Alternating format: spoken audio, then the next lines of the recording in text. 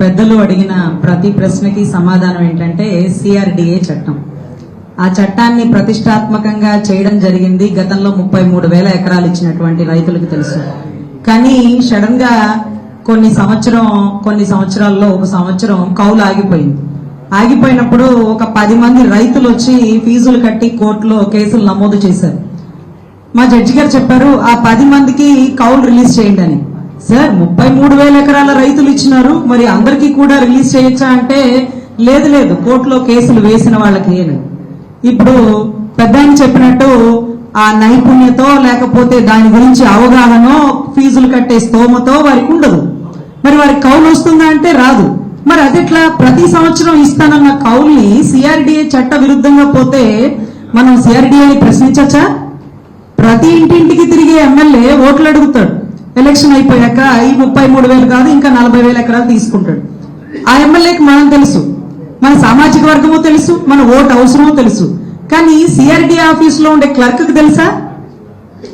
మనం ఫైల్ తీసుకొని మాది కొంచెం ఇలా ఇబ్బంది వచ్చిందండి, సర్వే నెంబర్ మారిందండి, రోడ్డు పోటు తగిలిందండి అంటే ఇప్పుడా మాట్లాడేది, ఆన్లైన్ పెట్టుకోండి లేకపోతే అలా రండి ఇలా రండి అంటాడు. క్లర్క్ కి మనం ఎవరో తెలియదు, మరి ఎమ్మెల్యే గారికి తెలుసు. అదే ఈ మధ్యకాలంలో రైతులు మేము ఎమ్మెల్యే దగ్గరికి వెళ్ళాలా లేకపోతే సిఆర్డి ఆఫీసర్ అధికారుల దగ్గరికి వెళ్ళాలా, మా ఇంటింటికి తిరిగిన ఎమ్మెల్యే మాట్లాడేంటి అంటూ నిలదీస్తున్నారు.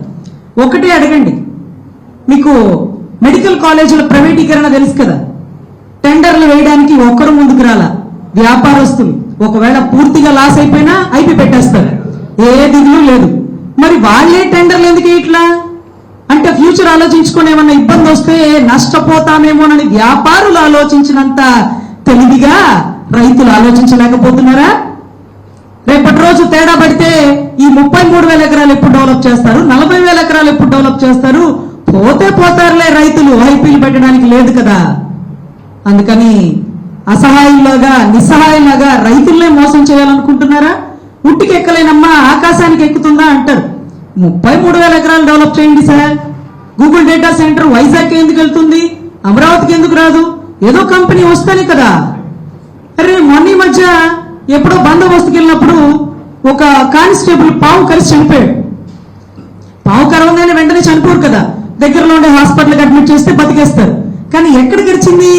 తుళ్ళూరు పరిసర ప్రాంతాల్లో ఎక్కడో అవతల ఎక్కడో కరిసేసింది. మరి ఎక్కడున్నాయి హాస్పిటల్స్? ఒకటి గుంటూరు రావాలి లేకపోతే విజయవాడ మణిపాల్కి రావాలి. అక్కడి నుంచి ఎంత దూరం? కంపెనీలు పెట్టేస్తాం, రియల్ ఎస్టేట్ చేసేస్తామంటే వచ్చే ప్రతి ఒక్కడు ఫెసిలిటీస్ చూసుకుంటాడండి. ఉద్యోగం ఎక్కడైనా చేస్తాడు, ఊరవతలైనా సరే. ఇల్లు ఎక్కడ ఉండాలనుకుంటాడు? సెక్యూర్ ప్లేస్ లో ఉండాలనుకుంటారు. ఆ సెక్యూర్ ప్రిన్సెస్ మీరు కల్పిస్తున్నారా? ఈ రోజు హైకోర్టు భవనానికి దగ్గరలో ఒక్క హోటల్ లేదు, ఒక్క కాటేజెస్ లేవు. మాకు ఢిల్లీ నుంచి హైదరాబాద్ నుంచి వచ్చిన సీనియర్ కు 2:30కి మ్యాటర్ ఉంటుంది, అతను 10:30కే వస్తాడు. ఈ లోపు అతను రెస్ట్ తీసుకోవాలి. ఎక్కడ కూర్చోబెడతాం? ఎక్కడే లేదు. ఇదేం రాజధాని అమ్మా, ఇదేం రాజధాని? ఒక హోటల్ లేదు, ఒక 5 స్టార్ హోటల్ లేదంటే సార్ తాడేపల్లిలో ఉంటుంది సార్. అక్కడి దాకా ఎవరు పోతారు? హైకోర్టు ఎదురుగా ఏముండవా? ఆ కట్టడానికి లేదు సార్, అవన్నీ గవర్నమెంట్ భూములు. ఎవరన్నా ప్రైవేట్ భూములు ఉంటే దళారులు డేర్ చేస్తారు. ప్రభుత్వ భూములు కట్టాలంటే రూపాయికి ఇచ్చేస్తాం, పావలాకి ఇచ్చేస్తాం అనే వాళ్ళు ఉంటారు. పావలాకి రూపాయలకి ఎవరికి ఇస్తారు? ఫార్చ్యూన్ కంపెనీలకు ఇస్తారు, మళ్ళాంటి వాళ్ళకి ఎవరు? మరి ఎప్పటికి డెవలప్ అవుతుంది? 5 సంవత్సరాలైన 10 సంవత్సరాలని 1,500 ఎకరాల్లో రైల్వే స్టేషన్ అట.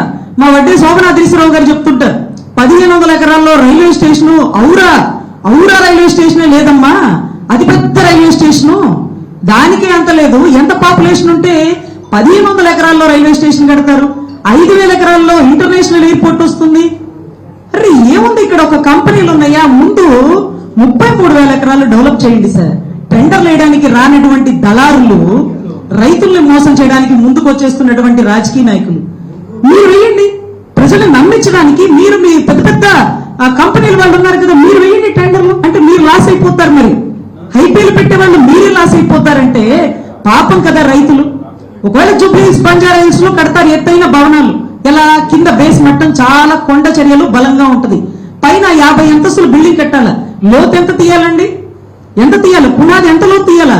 లోతు తీసే కొద్దీ నీటి ఊట పడిపోతుందట. కృష్ణమ్మ పొంగిపోతుంది. భయపడిపోతే మళ్ళీ ఎవరికైనా చెప్తే వచ్చే కంపెనీలు రారని లేదు ఇంకొక ప్లేస్ చూసుకుంటామంటూ వెళ్ళిపోతున్నారు. అంటే 3 పంటలు పండే సస్యశ్యామల భూమిని కార్పొరేట్ సంస్థలకి తాకట్టు పెట్టేస్తున్న రాజకీయ నాయకులు మోసాలు చేయడానికి ఒక్క రైతులే కనపడ్డారండి? ఓటర్లు రైతులు మీకంతా తేలిగ్గా ఉన్నారండి? వేయండి టెండర్లో. మీరు ఏదైతే ప్రైవేటీకరణ చేస్తానన్నారు చూడండి, గవర్నమెంట్ హాస్పిటల్స్ ని వాటిని చేయండి చూద్దాం. అవి కంప్లీట్ అయిపోయాక 40,000 ఎకరాలు అడగండి. ముందు ఉట్టికెక్కండి, తర్వాత ఆకాశానికి ఎక్కుదురు గాని. అదే రకంగా కౌలు, ఈ 33,000 ఎకరాల రైతులకి పండినా పండించకపోయినా కౌలు ఇచ్చేసారు. అది ఎంత భారం పడుతుంది ప్రభుత్వానికి తెలుసా మీకు? అంటే ఒక్కొక్కసారి వర్షం వచ్చి అతనికి రైతుకి లాభం ఉండదు, నష్టం ఉండదు పాపం. అయినా సరే 33,000 ఎకరాలకి ఎంత కౌలు ఇవ్వాలండి? ఇంకా 40,000 ఎకరాలకి ఎంత ఇవ్వాలి? ఇది కాకుండా అటవీ భూములని, గవర్నమెంట్ భూములని ఇంకెన్ని ఆక్యుపై చేసినారు. సో ఖచ్చితంగా రైతులు అంత తేలిగ్గా లేరండి. దయచేసి మీరు ఆలోచించండి. మీరు మోసపోతే ఆదుకునే వాళ్లే లేరు. మీరు చనిపోతే మాత్రం కౌలు రైతులు ఆత్మహత్యలు చేసుకుంటే మాత్రం లక్ష రూపాయలు ఇచ్చేస్తారు. కానీ మీరు బ్రతికుండి బాగుపడి మీ చేతుల్లో ఉండే వెన్నుముక లాంటి అన్నదాత సుఖీభవ అనే మాటకి అర్థం లేకుండా అన్నదాత ఎప్పుడు చనిపోతావు, అన్నదాత ఎప్పుడు మోసపోతావు, అన్నదాత నువ్వే మాకు దొరికినటువంటి బలి పశువు అంటున్నటువంటి రాజకీయ నాయకులకి ఈ చెంపపెట్టు లాంటి దెబ్బ 33,000 ఎకరాలు డెవలప్ చేసి మళ్ళీ రండి. కార్పొరేట్ హాస్పిటల్స్ పూర్తి చేసి మళ్ళీ అడగండి. 3 సంవత్సరాలు అయిపోయాక మళ్ళీ మీరు గెలిచాక మా ముందుకు రండి. ఇదే మా సమాధానం అంటూ మీరు ముందుకు వెళ్ళాలని కోరుకుంటున్నాను. ధన్యవాదాలు నాకు ఈ అవకాశం ఇచ్చింది.